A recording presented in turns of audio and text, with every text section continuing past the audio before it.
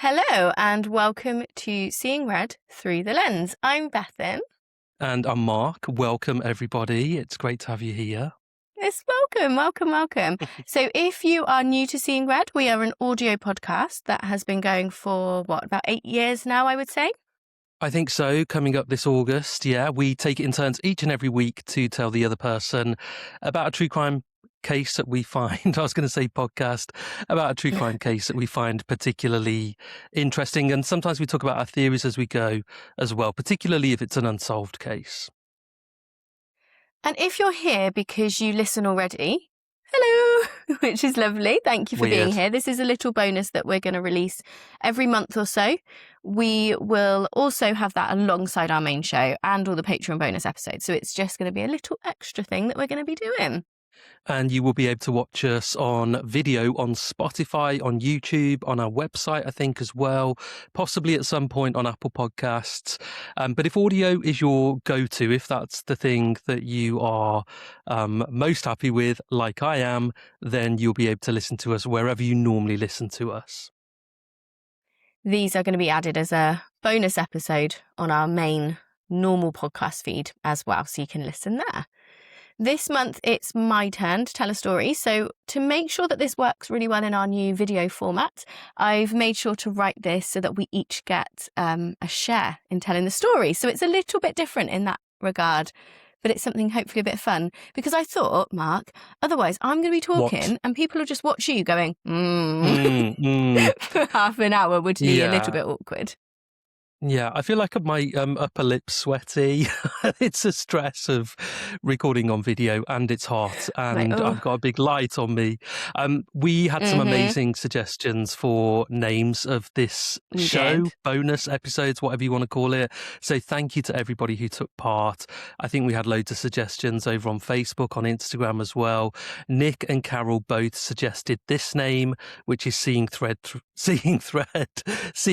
the Lens. So they have won, but it was genuinely so hard to pick. So great name suggestions, and thank you to everybody who helped us really get to where we are. Absolutely. And we had a few really funny ones that were along the same lines of actually seeing red, because you can see us on the screen. I feel like that's quite a catchy little tagline there, Mark. We also had some really ones. But yeah, I've loved all the random kind of stuff. So Seeing Red, yes, we did deep clean our entire house, including the ensuite, even though only 3 square feet will be on the show. Probably a little bit too long, but thank you for the suggestion. And if you know, you know on that one. If you know, you know. So as we've said, welcome to our first ever episode of Seeing Red Through the Lens. And like the losers that we are, if you like what you see, please click and like and the subscribe buttons and all that kind of shit. I'll put one here somewhere, but I don't know where it's going to be yet. So somewhere. This episode is going to take us to Alabama and the summer of 2021. We return to a topic that we have talked about far too often on our main show, domestic abuse. From the physical abuse of Simon Gilchrist at the hands of his fiancée Caroline Malhoud that we talked about in episode 20 of season 8, to the so-called honour killing of Samaya Begum that we covered in season 11, episode 20, we have seen domestic abuse play out in many ways in the cases that we've covered. And it's always really upsetting because home is that place that you should be able to return to and feel safe. That's the one place that you should know that is your safe place. After a busy day at work or out and about, everybody deserves to have somewhere to go and relax and to be themselves. And it goes without saying that the person you live with should be there for you as you are, not trying to change you, not trying to hurt you. But yet, UK stats show that 1 in 5 adults will experience domestic abuse in their lifetime. That's 1 in 4 women and 1 in either 6 to 7 men. I appreciate that the case we're going to be discussing happened in the US, but obviously we're a British show, so we always kind of base our stats with the area that we know. And so the stats that I'm taking off are here in the UK. In the year ending March 2024, there were 262 domestic abuse-related deaths recorded in the year ending March 2024, of which 98 were suspected suicides following domestic abuse. And that's from the Domestic Homicide Project, the VKPP Work 2024. So of 262 domestic abuse-related deaths, 98 of those were suspected suicides as well. So the impact isn't just a homicide. The impact can be so far-reaching. It's almost like one person a day, essentially, based on March 2024. And I saw a really interesting statistic a couple of years ago. I saw Grace from Red Rum reposted this on Instagram very recently. So as a pregnant woman in the UK, the most likely cause of death is murder, to be a murder victim, and for the murderer to be your partner, which I just thought is such a... Awful, isn't it? Yeah, it's such a depressing statistic that is the most likely cause of death for pregnant women in this country in 2026. So information from the Domestic Abuse Act 2021 confirms that domestic abuse is defined as behaviour consisting of any of the following. So that's physical abuse, sexual abuse, violent or threatening behaviour, controlling or coercive behaviour, economic/financial abuse, psychological, emotional or other abuse. And this is where the victim and the perpetrator are aged 16 or over and are personally connected to each other. So it doesn't matter whether the behaviour consists of a single incident or a course of conduct.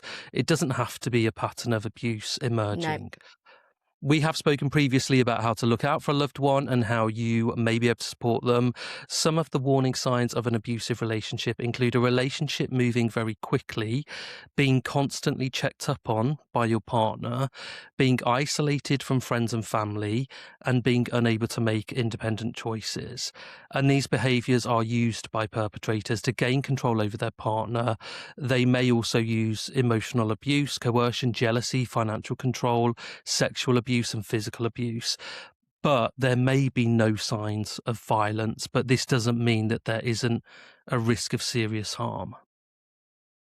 So if you are worried about a friend or a family member and they are struggling to ask for help, you can make a Clare's Law inquiry on their behalf, or you can contact the police by calling 101.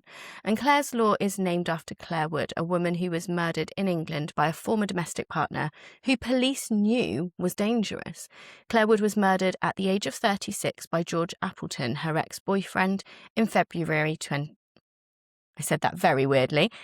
In February 2009, I don't know why I wanted to say 2009, Appleton strangled and burned Claire, and then he killed himself several days later.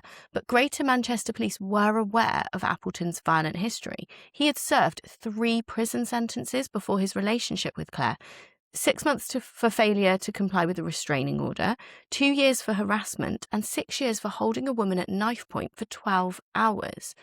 Following her death, Claire Wood's family stated she would not have entered into a relationship with Appleton had she known of his violent past. In a report on Wood's case, the Independent Police Complaints Commission noted that there had been individual failings by officers who demonstrated in some cases a shocking lack of understanding about the nature of domestic violence. And following Claire's death, her father campaigned to create legal means for police to warn potential targets of abuse of their partner's violent past. So that is what you were referring to then, Bethan. And we've spoken about Claire's Law quite a lot in the show. It's come up a few times, and I think it's one of those laws that has a real practical function. We don't always see something that is so fundamental in helping people in these situations. The Domestic Violence Disclosure Scheme, also known as Clare's Law, which came into force in 2014, gives any member of the public the right to ask the police if their partner may pose a risk to them. And this scheme allows a member of the public to make an inquiry into the partner of a close friend or family member. Any information which is found as a result of a request won't be disclosed to anyone except the person who is in that relationship.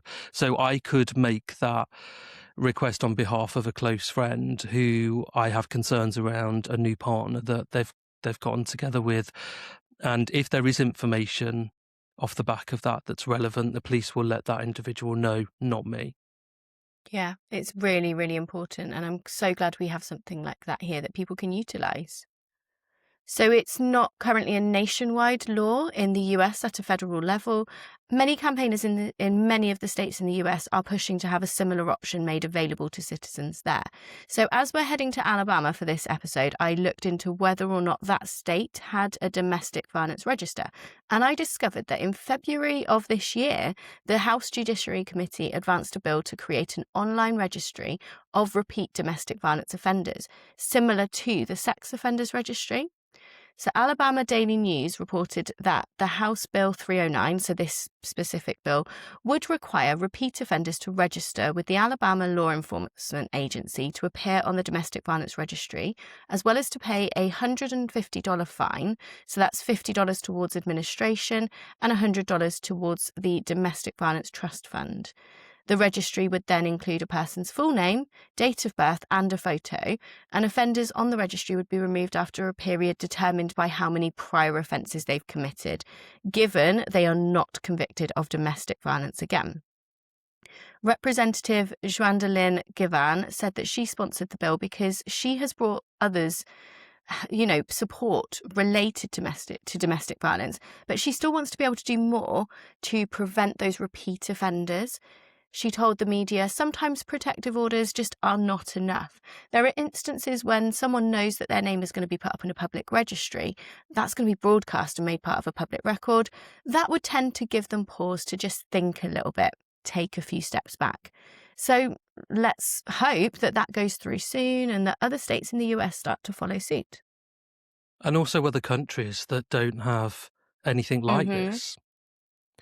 So this wouldn't really have made much of a difference for the woman at the centre of the story this month. This wasn't a case of a serial abuser, and actually it's a really unusual scenario too. Although things had been rocky to say the least at the beginning of their relationship, Hannah Pettey genuinely had begun to feel like their marriage was solid. Both of us, but for us as outsiders, the red flags really do stack up here. So Hannah was 18, she'd just graduated from high school when she moved out and got her own apartment in June 2017. Shortly after that, she met 29-year-old Brian Mann. Mann was a chiropractor, he had his own business, and she thought he was attractive and charming. Within weeks of their first date, Mann was telling friends that she was the one, and after beginning dating in the November, they were engaged the following February. It wasn't long at all before Hannah announced to friends that she was pregnant, and stats from the National Centre for Domestic Violence, where a lot of our information already in this episode has come from, show that 1 in 3 pregnant women experience domestic abuse and that it often begins or escalates during pregnancy. So like you said, Mark, the fact that that is the most dangerous time for a pregnant woman's most likely cause of death, that is terrifying, isn't it? I guess if you're dealing with maybe a narcissist as well, all of a sudden any attention that was placed on them is potentially diverted to the woman who is pregnant and the unborn baby. So I guess that's difficult for them to get their head around, and that's why they're potentially reacting in a domestically abusive it's way. Awful, isn't it? You just think, how pathetic can you be? But these people exist. So whilst Hannah didn't notice that Mann could be controlling, she went ahead with her engagement to him.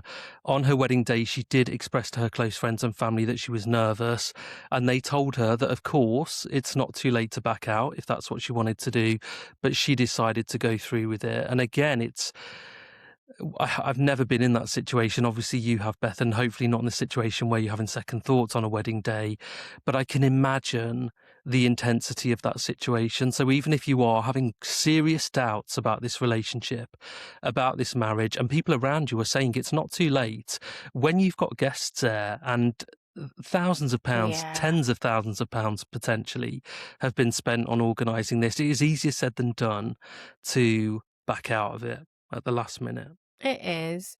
I remember my dad pulled me to one side on my wedding day, and he was like, he literally said that to me. He was like, I'm just going to tell you now. He was like, I don't have any issues. I don't see that there's any issues. But if you don't want to get married today, it doesn't matter that there's people waiting. There's all this, blah, blah, blah. And I was like, no, of course I do. Like, it's absolutely fine. Like, I definitely do. And he was like, well, I needed, but I just had to tell you. And I was like, oh, love that. But it's so true, because I have known people who have gone through with wedding days and then been divorced within the year because they shouldn't have got married, and there was reasons that they weren't going to get married, but they put all that time and money into it, so they did. And so you're right.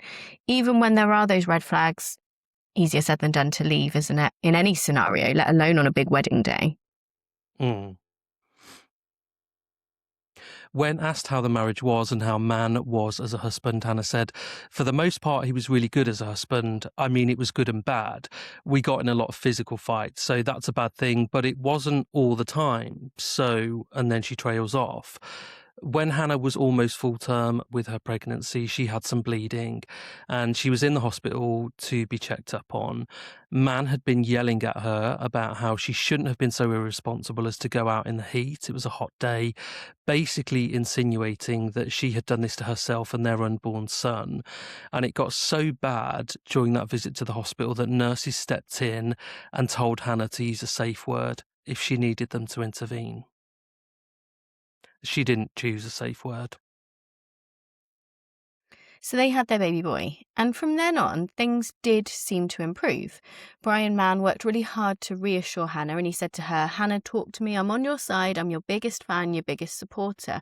And one day she said to him in response, "I am going to trust you, and I want to do this with you, and I want to build this with you." So from then on, according to the couple, life just got better and better. Hannah said it was at that point that she really fell in love with her husband. The couple went on to have another baby, a daughter this time, and life carried on and things seemed to be good. But then suddenly, in mid-2021, Hannah started to feel unwell. So it was August 2021 and Hannah had begun suffering with severe back and abdominal pain, suffering from nausea. She felt dizzy, lethargic. She was finding it really difficult to walk, and so she started taking lots of multivitamins. By this point, their son was 3 and their daughter was 1. Life with small children is hard enough anyway, but Hannah was becoming more and more weak. She had non-stop pain that she would battle through, and she even had an office chair, Mark, that she would sit in and wheel herself around the house because she couldn't walk. She So she's barely left the basically house. adapting that, using it as a wheelchair at home. Yeah, basically. Man was, she said later, the biggest support. Really sweet to her, there for her when she needed him the most. He helped care for her, trying to make sure that she was looked after, sorting out supplements to try and boost her immune system, and bringing her food and drink. And as someone in the medical field, he did try and diagnose what was wrong, but he just could not pinpoint it. As January 2022 rolled around, though, nothing had improved for Hannah. And in fact, she was feeling worse than ever, and she even had to miss her daughter's 2nd birthday party. Oh, this is hard, isn't it? So on the 18th of January in 2022, Hannah finished a call with her mum, Nicole. On the surface, it was just a pretty normal conversation, but something felt off to her mum and she just needed to speak to her daughter again. So maybe that mother's intuition that we come across again a lot in the show, you can just tell almost when it's somebody that you're so close to, you can tell by an inflection in their voice or the tone that they're using that something isn't right, despite what they're saying. So Nicole's calls and messages were ignored until Hannah finally rang back, gasping for air and then requesting her mum take her to hospital. On arriving at the hospital, doctors were shocked to discover that Hannah, who quickly had a seizure and lost consciousness, was also severely malnourished. She'd also lost 40 pounds and was technically starving to death. They actually told Nicole she was hours away from dying. It was that bad. And she was stunned to hear this. So Nicole attempted to get hold of Man, but as was the norm within their family dynamic, he ignored her calls. Of course he did. It wasn't until that night when Man's mother had been in touch with her to sort out childcare and to update him on Hannah that he finally got to the hospital. And it was by this point, 9:30 p.m, and due to COVID restrictions, he had to wait to be able to visit his wife, that he went there. So by the time he went into her room, she had been unconscious for hours, and then he headed back to work and her mum took over with visiting once again. After being unconscious for 48 hours, Hannah finally came around telling her mum that she loved her, but she wasn't out of the woods yet. After thinking they were treating meningitis, after thinking they were treating meningitis, doctors realised there was something else going on. They needed to put her into a medically induced coma in order to drain fluid from her brain. Hannah's loved ones, for Hannah's loved ones, it was such a stressful time, but eventually they got answers. 8 days after Hannah was admitted to hospital, her doctors told Nicole what had been causing her symptoms, and the neurologist stated she has an astronomical amount of lead inside of her. Lead. They were all stunned. How does someone ingest that much lead? Her colon was so packed full of it. It was almost 100% lead. Her stomach had no space left. Her bones contained lead. And on x-rays, the images looked like she was full of glitter. The lead was sparkling on the screen so brightly, reacting to those x-rays. That's just horrible to think when you describe it in that way. It's almost like there's glitter coming through, the amount of fragments of actual metal inside of her. Yeah.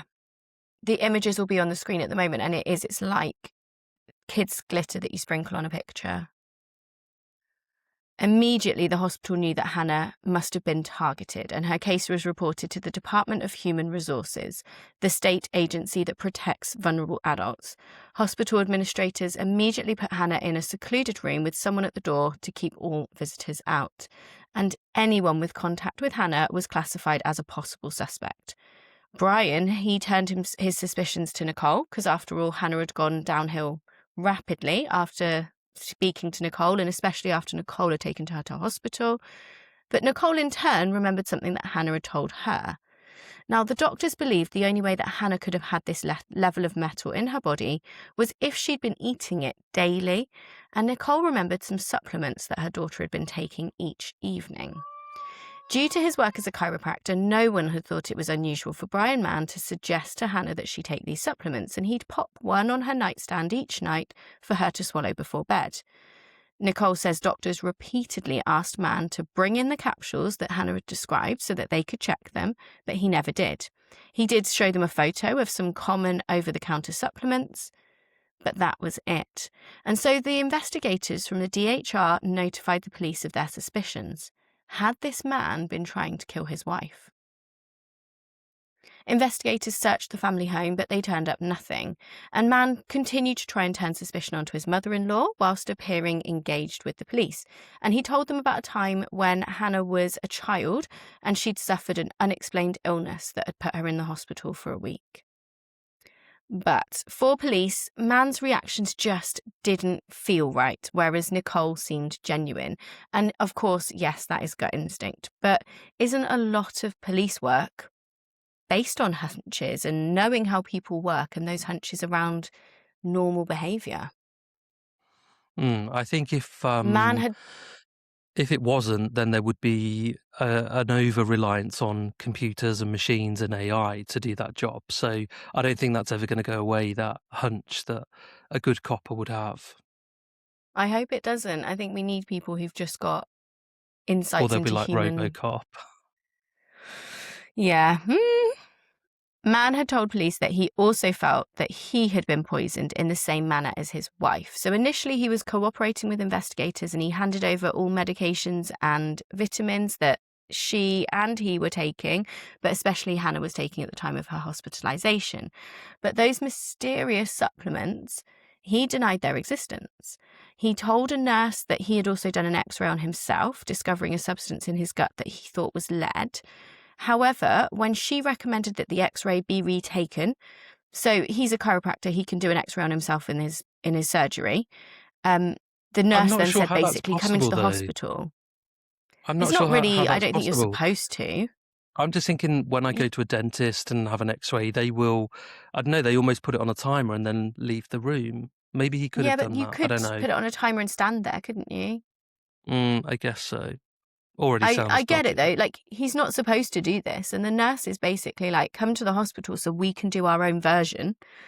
But he declines. She described this as Mann became visibly nervous and she thought he might leave. So yeah, he's telling them that he's seen this stuff on his own x-rays. Now they continue to kind of encourage him to do this. And they did find a substance in Man's gut from an X-ray. However, it didn't appear to have been there for very long. So it was the sort of thing where you could swallow something right away and they know it's not been there very long at all. Hannah, on the other hand, the fact that it's embedded in her bones, that her stomach is almost full, you know it's been there a while. Probably in her hair as well.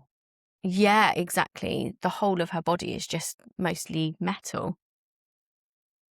Their children were also tested, but no lead was found in their systems. So this wasn't something that the whole family was ingesting. Now, Hannah had 8 times the normal amount of lead in her body that a person would normally have. She required around-the-clock irrigation of her colon to remove it, and her recovery was just so long and arduous. I think it's almost sort of disturbing to think that there is a normal level of a metal like lead to have in your body, but actually there is with anything, because in a normal environment you're going to absorb certain particles of stuff. Yeah. So I kind of, it's a horrible fact, but it is true that you would have various metals and horrible things in your body, but that's clearly deliberate. Well, like if you eat too much tuna, you can get too much mercury in your body and you can get mercury poisoning. And I love a tin of tuna, so I always have to try and think to myself, don't eat too many tins of tuna. Don't have too And many yeah, tins. there's going to be a lot of different... Exactly. They love it inside. Okay, so on the 3rd of March, after nearly 2 months, Hannah was well enough to finally leave hospital.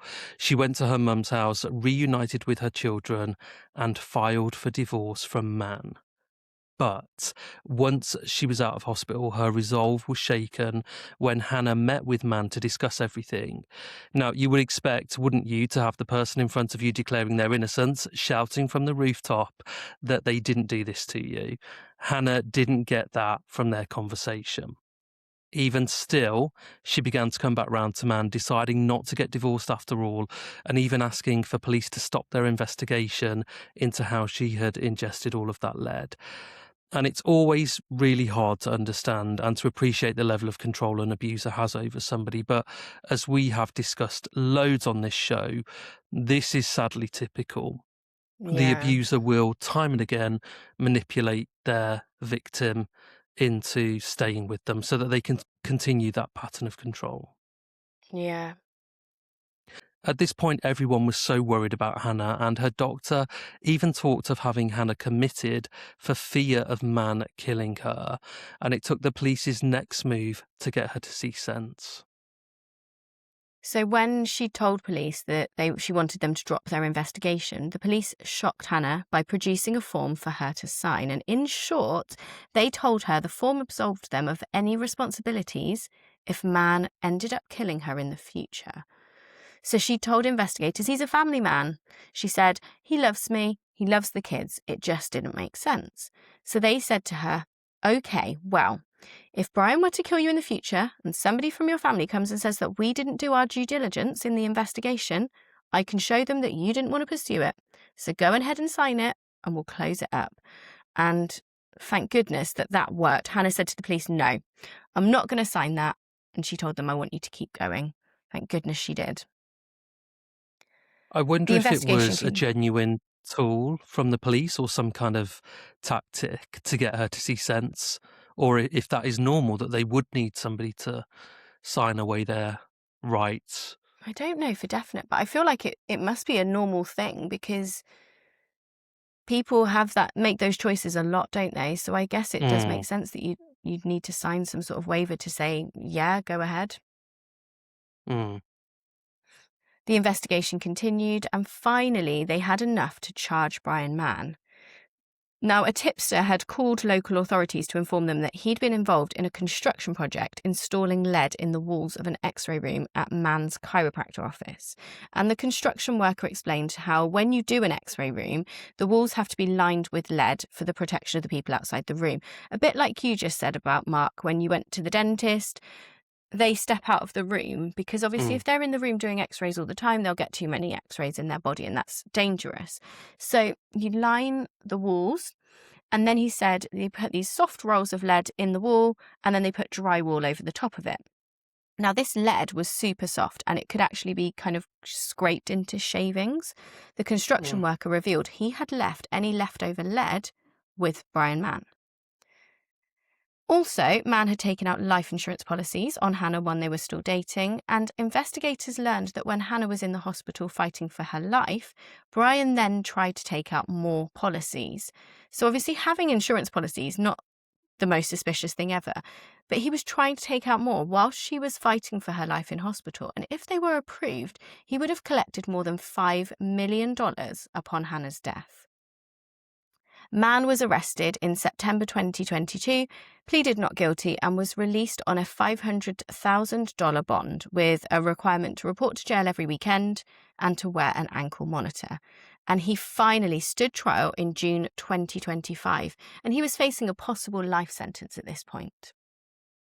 And just going back to the size of that life insurance, it's like the police would surely look at that and think, well, this is massively over the top. Nobody in that kind of circumstance needs $5 million. Some people might do if they've got a mansion that they're living in with a massive mortgage, but they're going to just see through that. And also the fact that he was trying to take out even more policies while she was in hospital, potentially on her deathbed. These people just never fail to astound me in their stupidity. Yeah. Brian Mann's trial began in June 2025 with the prosecution presenting all of their allegations. They detailed how only someone with daily access to Hannah could have poisoned her, and that their belief was that it was through capsules filled with lead. Poisoning her food could have meant that she tasted the lead, so these so-called vitamin capsules were the perfect ruse, even if Brian denied they existed. They never found any lead or capsules to link with the theory in the property, but Hannah told the jury in emotional testimony how her husband did supply her with vitamin capsules each and every night when her pain was so intense that she could barely swallow. She said, I remember being in bed one night and I was in so much pain and I was in so much pain and I was so nauseous. And Brian was like, I put your vitamins on the nightstand. And he was like, you need to take them. And I was like, I just can't tonight. I do not think I can keep anything else down. And he was freaking out about it. Like, he was like, you gotta take it. She also opened up about the heartbreaking reality she now faces, that she is unable to ever have children again, such was the damage done to her internally. And the defense, these are lifelong implications for her. And also, this is a man she loved. Everything that she thought she knew wasn't the truth. So the defense, after the state rested its case following 7 witnesses, so did the defense. They literally had no case to put forward. They called no witnesses. They truly believed the lack of finding the lead in the home would be enough. No one saw him give her anything. No one saw him actually do anything to her. So surely he wouldn't be found guilty. Well, obviously the jurors disagreed. The trial began on a Wednesday morning. Yeah, and by Thursday afternoon, the jury had returned their verdict of guilty. Wow. So they began the trial on the Wednesday, and by Thursday afternoon, the guilty verdict. Brian Mann was sentenced to life in prison on the 27th of August, 2025. And the judge was absolutely scathing of Mann and his behaviour, not only towards his wife, but also when he was in court. Judge Charles Elliott said he has seen a lot over the course of his career, but he has never watched a defendant snickering during the state's closing arguments before. And during sentencing, Judge Elliott said he found Brian Mann's treatment of his wife while her health deteriorated jarring. Judge Elliott said Brian Mann's actions had given him the opportunity to feel like his job as a Morgan County Circuit judge makes a difference. He sentenced Brian Mann to life in prison and then asked the DA's office to notify him when Mann was up for parole. And Elliott said if he wasn't on the bench, he would drive to Montgomery and he would argue against Brian Mann ever receiving parole. I mean, what a judge. It's the sort of person we need in our judicial system, isn't it? We don't always get that, but clearly somebody who, has it's resonated with him. He's not seen anything quite like it before. Mm-hmm. Judge Elliot also told Brian Mann that he would specifically keep the victim's compensation fee that he was required to pay low. So if his wife chooses to in the future, she can file a civil case against him and she can request larger compensation. So this, I mean, what a legend of a judge. That's all I can say. Although I doubt he's going to have 2 pennies to rub together if he's in prison. But I suppose if he's got a successful business, he had a successful business, true. maybe they're able to sell that business and liquidate some assets. I don't know. And Hannah, amazing Hannah, who was once feared to be so brain damaged that she'd never even be able to testify in court. She graduated from college with a teaching degree. I mean, what an incredible woman she is. Wow, it's like a really difficult case because we come across domestic abuse so often in our episodes, and it's just always really hard to hear. And when somebody survives that and goes on to achieve great things like Hannah has done, it's just it's overwhelming, really. Yeah. Thank you, everybody, for watching. Thank you for joining us for our first episode of Through the Lens. If you liked what you saw, please do like and subscribe somewhere on the screen. And we will be back next month with another video for you. If not sooner. If you don't already listen to the main show, you can find us wherever you listen to your podcasts, and there's 14 seasons worth of episodes for you to catch up on. So thank you so much for joining us.